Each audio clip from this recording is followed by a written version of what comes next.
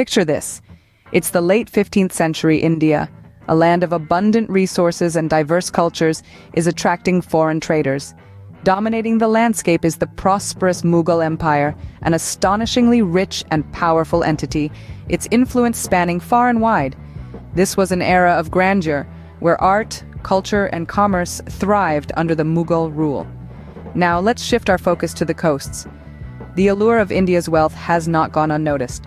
European traders like the Portuguese and Dutch have established their foothold. They've sailed across vast oceans, drawn by the prospects of lucrative spice trade and the promise of exotic goods.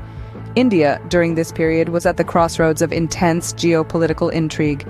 The competition for control over trade routes was fierce, and the stage was set for a power struggle that would shape the course of history. But among these foreign powers, a new player was about to enter the scene: the British.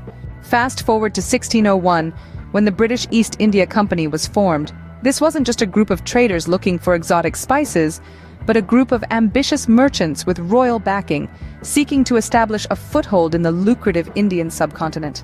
They came not as conquerors but as traders, their initial focus being on silk, indigo dye, salt, saltpeter, tea, and of course the opulent spice trade. However, as their influence grew, so did their ambitions. They began to meddle in local politics, playing one ruler against the other, and gradually started to exert control over vast territories. The pivotal moment came in 1757 with the Battle of Plassey.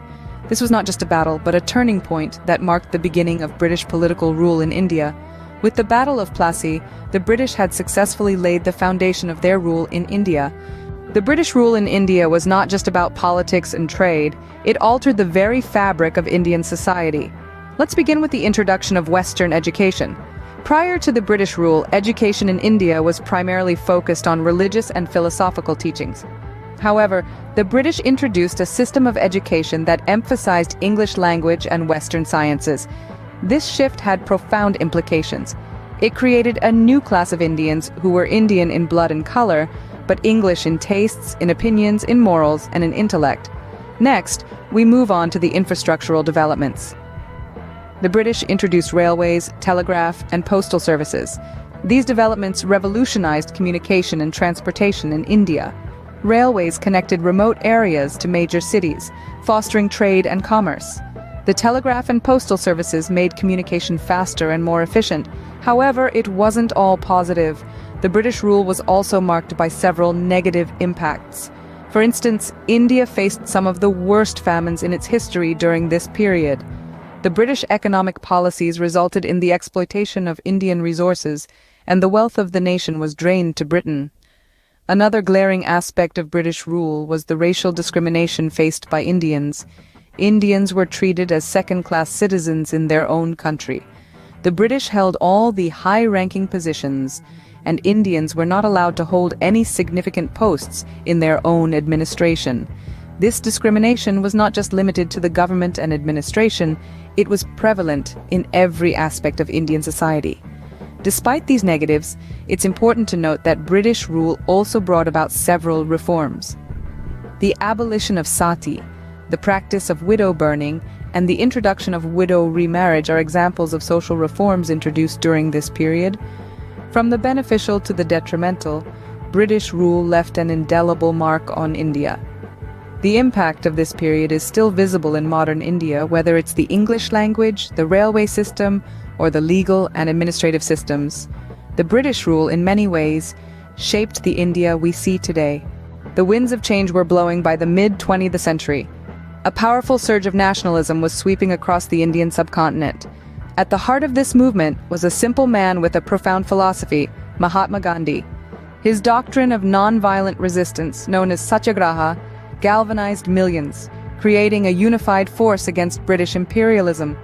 While the British had initially arrived as traders, they had morphed into rulers, imposing their culture, language, and laws.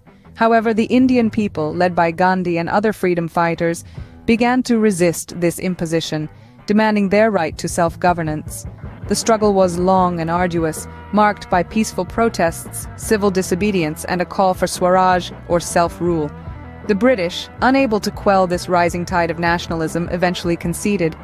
On August 15, 1947, India finally broke the chains of British rule, stepping into a new era of sovereignty. The sun had finally set on the British Empire in India, marking a new dawn for the Indian people.